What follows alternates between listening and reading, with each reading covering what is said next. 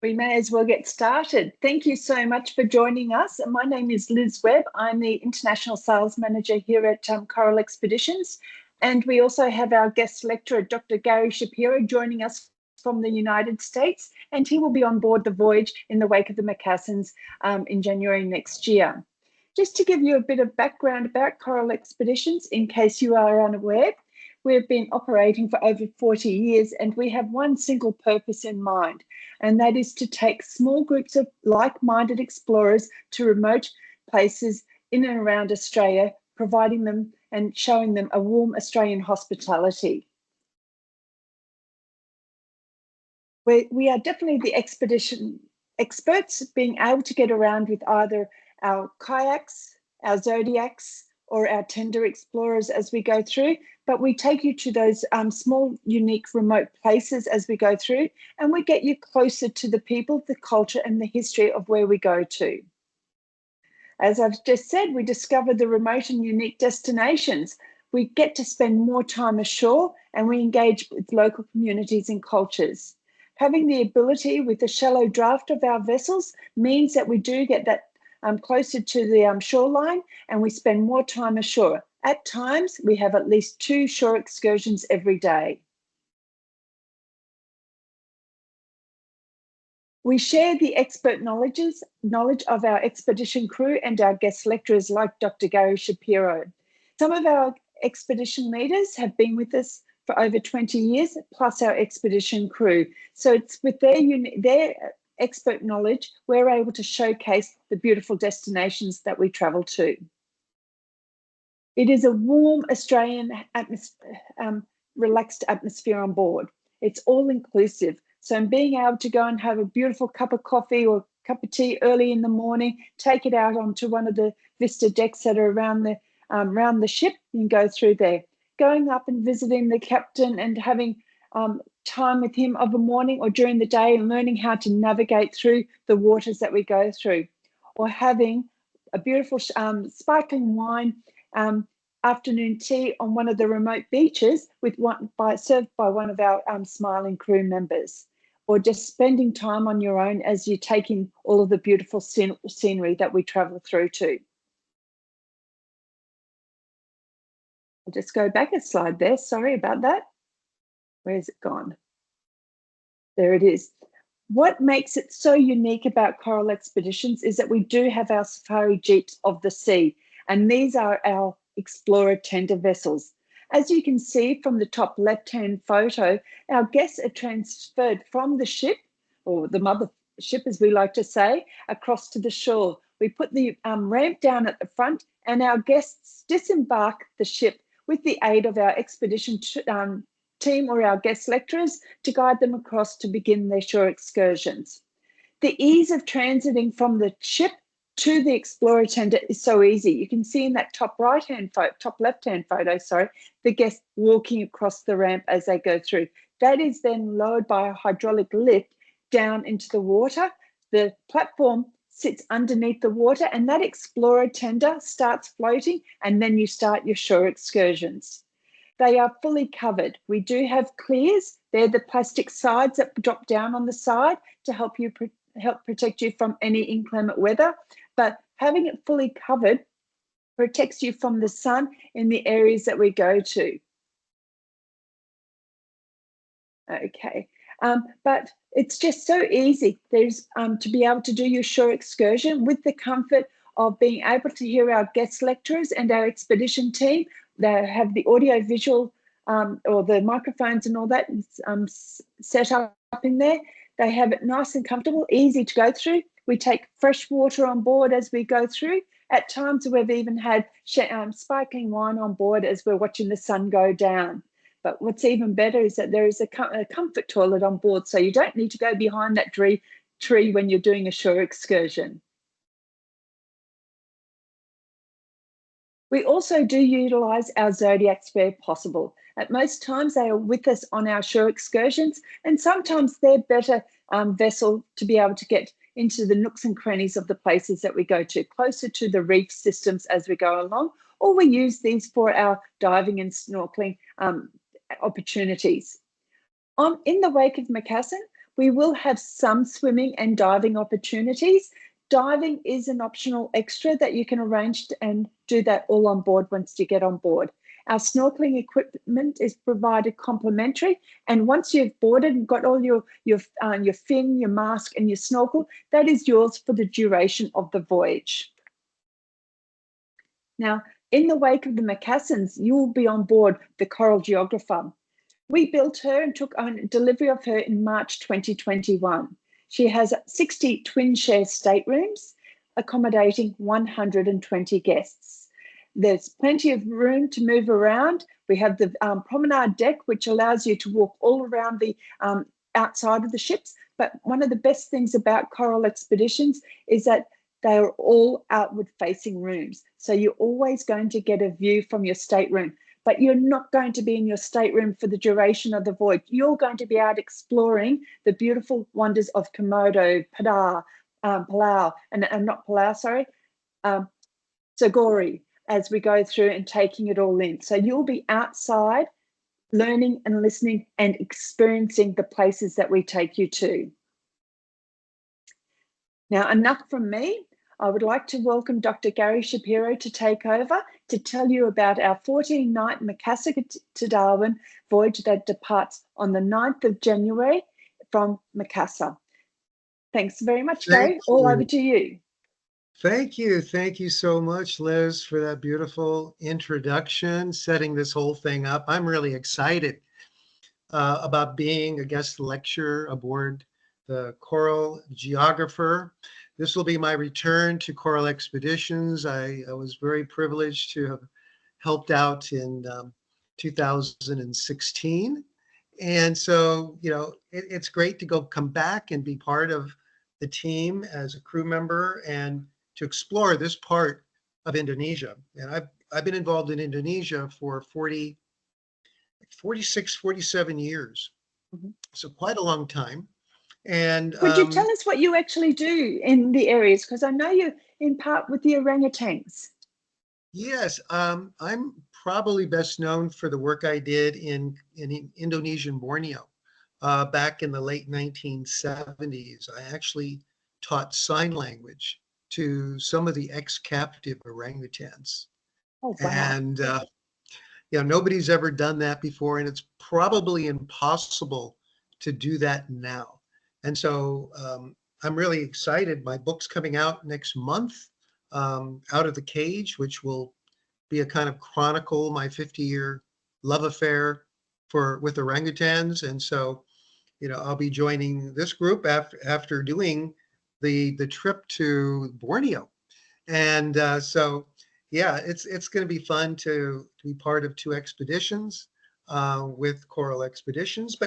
But what I wanted to do is kind of go through the itinerary with everybody, because I think it's something that will give you an idea, kind of a taste of what we're going to experience. And it's really not a part of Indonesia most people go to. Most people know about Bali. They know about Java. Then I just mentioned Borneo and, of course, Sumatra. We're going to Sulawesi, which is where Makassar is located. And we're going to be going to what's called NTT, Nusa Tenggara Timur, which is East Nusa Tenggara, which is a province where the rest of the islands we'll be visiting is located. So, you know, we're going to go through some really remarkable and storied locations. This expedition will take us deep into the heart of the archipelago. We got visiting many islands, where ancient traditions, stunning natural landscapes, and vibrant cultures converge to create an experience unlike any other. And next slide. Our adventure will begin in Tana Beru, a coastal village with a history as deep as the ocean itself. Here, since the 14th century, the Bugis boat builders have crafted the majestic Phinisi ships using traditional techniques passed down for generations.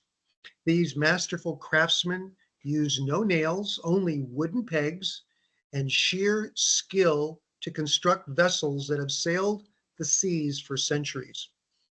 As we walk along the beach, you'll have the rare opportunity to hear tales of seafaring and bravery from the boat builders themselves.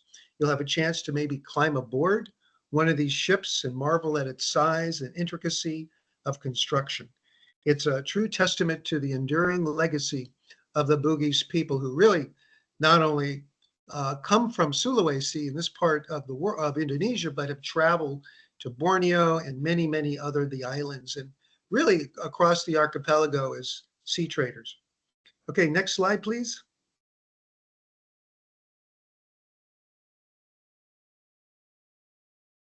Next slide here. Okay, Tana Toraja. Tana means land. So we're actually going into Toraja land.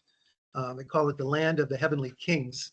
And we're going to journey inland to the mystical highlands of Tana Toraja, where the landscape is as rich as the culture. Nestled among stunning limestone mountains, Tana Toraja is home of the Torajan people whose traditions are steeped in reverence for their ancestors. You may have heard about these people. In the village Amarante, we'll explore the Tongkonan houses, their boat-shaped roofs, a symbol of the Torajan seafaring past. At Lemo, the stone graves with their hauntingly lifelike Tau Tau effigies will leave you in awe, while the hanging burial sites of Bori Parandinding tell stories of the past in ways that words cannot. Our overnight stay in the 400-year-old village of Kete Kesu will immerse you in local music and dance, giving you a taste of Torajan life you will soon not forget. Next slide, please. Sogori. Well, set sail for Sogori. It's a tiny island, just 1.5 kilometers by 80 meters wide. Now, despite its small size, Sogori is home for the seafaring Bugis, which built those ships we just looked at, and the Bajau, which are some of the diving people, the ones, the sea gypsies that live out there, whose lives are intricately connected to the sea. The surrounding waters are a haven for marine diversity, making it a perfect spot for swimming, snorkeling, or simply strolling the white sandy beaches. As you explore the island, you'll gain insight into the unique way of life of its inhabitants, whose traditions are shaped by the rhythm of the tides. Next slide, please.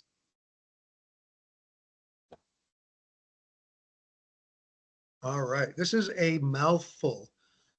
Takabonarate Marine Park.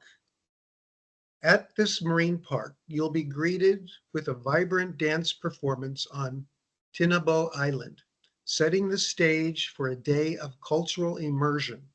We'll tour the local village while you're witnessing music and craft demonstrations that showcase the island's rich traditions. We'll engage with local artisans as they create fishing nets and coconut oil and learn about boat building techniques that sustain the community. Now, conservation, a favorite topic of mine, is a priority here. And at Tinabo Basar, you'll have a chance to contribute by participating in tree planting program, all the while surrounded by the pristine beauty of the park's water. Okay, next slide, please. Jampia Island, hidden gem. Our expedition team will scout the nearby atolls of Jampia Island to find the best spots for snorkeling and diving. This uncharted territory promises to reveal vibrant coral reefs and an underwater world teeming with life, offering an experience that's both thrilling and serene. Next slide, please. Padar Island. All right. So at Padar Island, you'll have an opportunity to do a trek to the short climb and a short climb to the peak with a rewarding, breathtaking panoramic view of the island's rugged peaks, pristine beaches, and the vast blue stretching into the horizon. For those who prefer a closer look, our Explorer cruise will allow you to explore the island's coastline, offering a different perspective on this dramatic landscape. we know full well not everybody is going to want to climb to the peak, so you have that option. Very true, Gary. A lot of people do like to take that option of going for a bit of a hike or a walk, and others do like just sitting in and taking it all in from the explorer tender. So we do provide both options there. That's absolutely true. And if we go to the next slide, this is really what a lot of people are waiting for. A trip to Komodo Island and Pink Beach. Now, everybody knows about the Komodo Dragons. If you haven't, well, then you don't know Indonesia. And on this trip, you'll get to meet Komodo Dragons. And of course, no trip on this particular expedition would be complete without a visit to Komodo Island. Now, on the island, local rangers will guide us on a walk to spot these ancient creatures in their natural habitat. Now, the tales of the dragons are as fascinating as the creatures themselves. You probably know their saliva is toxic, so you don't want to get too close to them. I've heard stories of visitors, camera people. There's one German who was actually chased down and I think bitten by a Komodo dragon. You don't want to be that tourist. You want to keep some distance between the dragons and yourself with the guide in between. They carry sticks, and many of these creatures are very familiar with the visitors. So frankly, we're not going to go to see many of the aggressive ones. We'll see the ones who are pretty much used to having visitors around. And afterwards, we'll relax at Pink Beach, where the sands are a rosy hue and the water's crystal clear. So we can do some swimming and snorkeling. Okay, next slide. This is a favorite of mine. I've been here before. Kelimutu Crater Lakes. This is on the island of Flores. So here is the mystical Kelimutu Crater Lakes, known for their 3 distinct colors. And we'll be doing hiking to get up to this peak to see them. But from Ende, we'll travel along a scenic route to reach these natural wonders. Along the way, we'll meet the Sisters of the St. Francis Order over morning tea and learn about their invaluable work with the local community. As Liz talked about, one of the beautiful things about Coral Expeditions is that we visit places where social and community work is being done. You have a chance to meet and get to know the local people in a very close way. You'll have a chance to talk with them and see them living their lives authentically. So after reaching the lakes, we may partake in the local tradition of tossing stones into the water for good luck. And our visit will conclude with a lunch at the Kelimutu Eco Lodge, where the traditional music of Flores will accompany our meal. Okay, next slide. Lamalera village. Now, this is a village like no other. You may have heard about this before, maybe on a video, but it's a place where ancient whaling traditions still sustain the local way of life. Here, you'll learn about the time-honored practice of whale hunting and ikat weaving. The hand-woven textiles are a testament to the skill and artistry of the villagers, and you'll have an opportunity to purchase these exquisite pieces directly from the weavers. Okay, next slide, please. Alor Island. Alor Island, I remember visiting that island during the last Coral Expedition tour that I took. It's on the rugged Alor Island. You'll discover a rich cultural tapestry woven from the traditions of its 1,400,000 inhabitants who speak 50 distinct languages.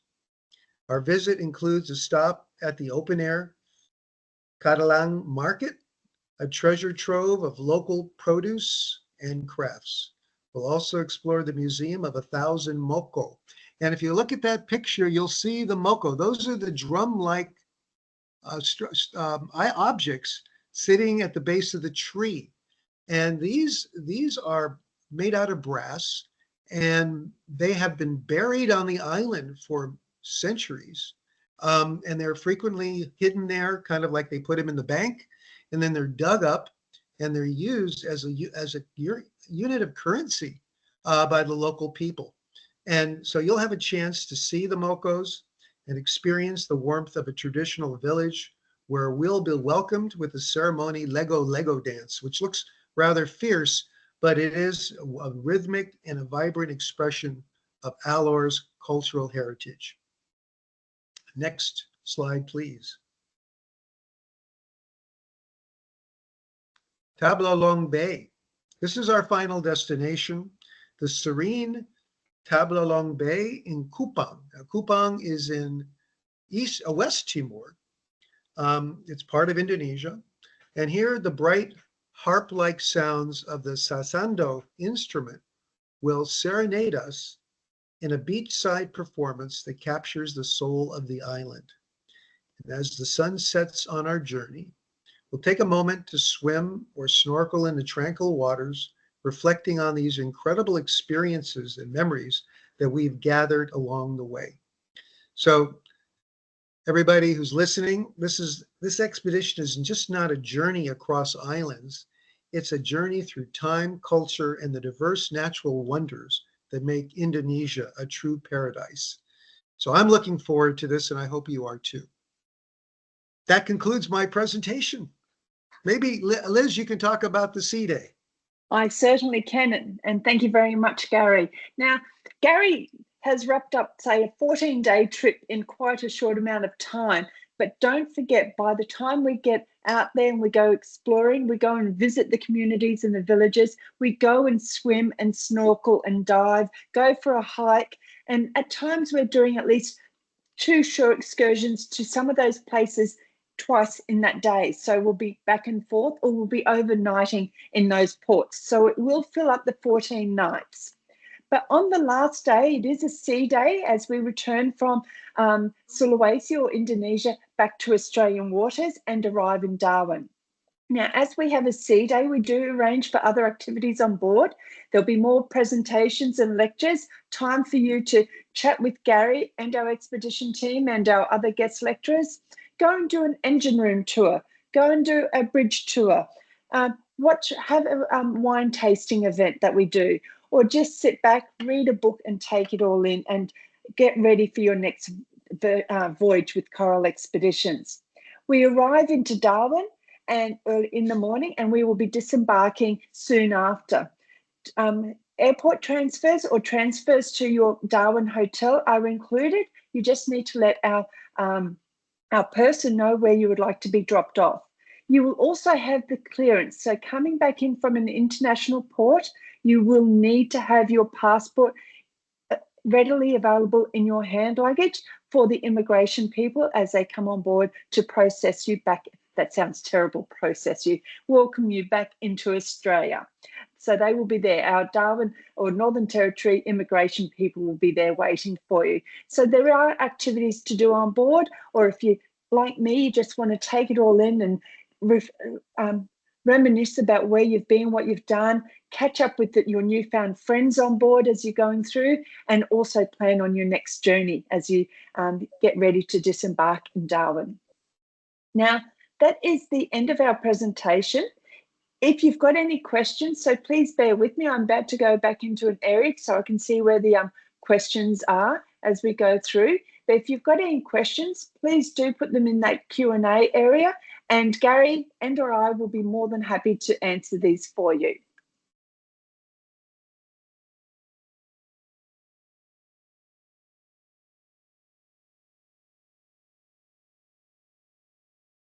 So at the moment, I don't have any questions. Any Looks like Lee chats? has No? his hand up. Yes, Lee actually acknowledged that they could hear us before when I was asking that question. Okay. So, yep, so that was good. There's no questions. We'll give it 1 or 2 minutes more just in case we're all slow typing, because it is the end of the day as we go through. As Gary said, this is going to, oh, hang on. Can this be combined with the Singapore to Makassar trip? It can be. What we do when we do these voyages, so if there is a Singapore to Makassar, You can stay on board to join the Makassar to Darwin voyage quite easily.